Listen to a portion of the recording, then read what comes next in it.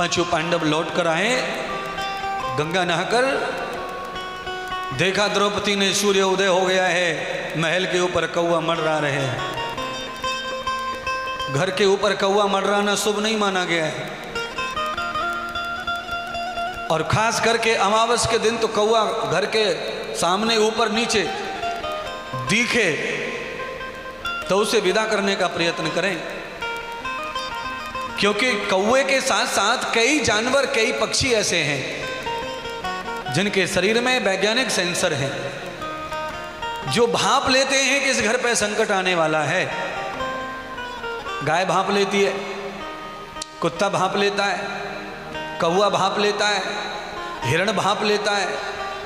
ये कुछ ऐसे जीव हैं जिनको पता चल जाता है कि यहाँ कुछ न कुछ संकट होने वाला है, कोई विपत्ति आने वाली है।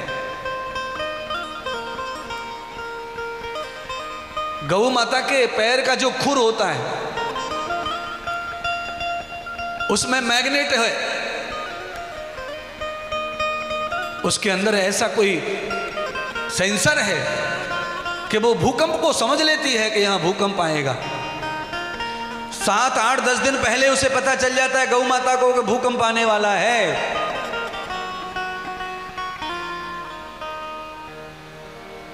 गाय रमाने लग जाती है, चीखने लग जाती है, चिल्लाने लग जाती हैं, इंसान समझ नहीं पाता उनके इशारे को।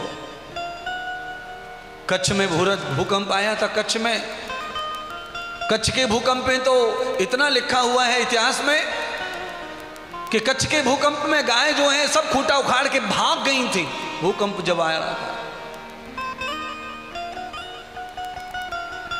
क्योंकि कच्छ में कुछ गाय तो सबसे ज्यादा पाली जाती थी पहले। सौराष्ट्र में गाय का पालन ज्यादा होता है। काठियावाड़ी गाय, काठियावाड़ी पालनहार, सारे ग्वाले वहीं रहते हैं। माताएं बहनें भी ग्वालिन का भेष बनाकर ही जीवन जीती हैं। भगवान कृष्ण को काला कहते हैं, इसलिए सब काला पहने वस्त्र पहनती हैं, लहंगा चुनरी कड़े आदि पहनती हैं, वेशभूषा वही है पुराना। द्रौपदी ने कौवा देखे हवेली के ऊपर, महल के ऊपर, ससमंजस में पड़ गई। अंतर्यामी परमात्मा कृष्ण साथ में थे तो भी ये हादसा हुआ। भगवान के साथ गई है क्योंकि भगवान ही लीला कर रहे हैं। परमात्मा ने लीला कर दी क्योंकि परमात्मा अपने वचन का पालन करने के लिए लीला की। अगर आज भगवान वचन का पालन न करते तो आज द्रौपदी विधवा हो जाती और भगवान का वचन झूठा पड़ जाता। इसीलिए भगवान ने अपने वचन को सिद्ध करने के लिए पांचों पांडवों को जीवित रखा, और प्रतिशोध की जो आग थी वो उनके द्रौपदी के बच्चों पे आन पड़ी। क्यों? कहते हैं द्रौपदी के बच्चों की आयु उतनी ही थी, और उस आयु की समाप्ति के साथ द्रौपदी के वचन का पालन भी हो गया। रक्त देखा द्रौपदी ने आंगन में, बच्चों के धड़ पड़े हैं, गर्दनें नहीं हैं। आंगन में घुसते ही द्रौपदी धरती पर गिर पड़ी और विलाप करने लगी, रोने लगी। भगवान श्री कृष्ण को याद करने लगी, हे केशव ये क्या हो गया, ये कैसे हो गया तुम्हारे होते हुए। तो भगवान कहते हैं देखो द्रौपदी, ये तो विधि का विधान है और विधान को कोई टाल नहीं सकता।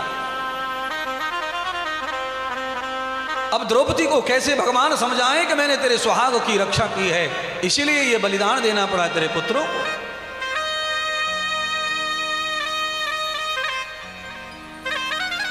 दुर्योधन तो मर ही चुका है, अब किस पे संशय करें कि यह हादसा किसने किया होगा।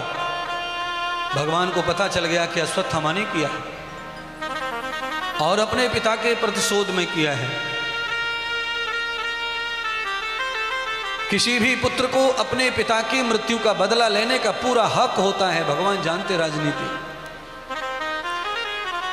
पुत्र अपने पिता के प्रतिशोध के लिए लड़ सकता है, युद्ध कर सकता है, हत्याएं कर सकता है, क्योंकि पुत्र का धर्म भी बनता है वो। तो भगवान कृष्ण तो बहुत धार्मिक और राजनीति का परपक्ष जानते हैं, बहुत ज्यादा भगवान ने कोई उद्वेगन या दुख नहीं मनाया। पर भीम अर्जुन दोनों विलाप करते करते क्रोधित हो गए और दोनों घर से निकल पड़े और बांध के ले आए अश्वत्थामा को, पटक दिया लाकर द्रौपदी के चरणों में और कहा, द्रौपदी तेरे पुत्र 5 इसने मारे हैं, इसके टुकड़े टुकड़े कर दे। भगवान कृष्ण द्रौपदी को बगल में ले गए, कहा, द्रौपदी तू अच्छी तरह जानती है कि अगर तू अश्वत्थामा के टुकड़े टुकड़े कर देगी तो भी तेरे पुत्र वापस आने वाले नहीं हैं। तेरे पुत्रों का तो हो गया खत्म। अब तू इनको मारकर अपने हाथ क्यों अपराध से रंगती है?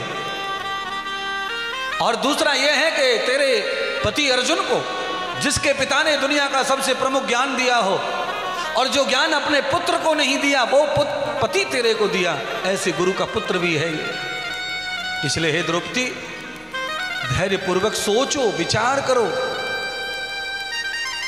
द्रौपदी ने विचार किया, सोचा कि इसे क्या दंड दिया जाए। भीम से पूछा, अर्जुन से पूछा, धर्मराज से पूछा, नकुल सहदेव से पूछा। सबने कहा, द्रौपदी तुम ही जानो क्या दंड दोगी, क्योंकि बच्चे तुम्हारे मरे, मेरा एक बेटा मरा है, तेरे 5।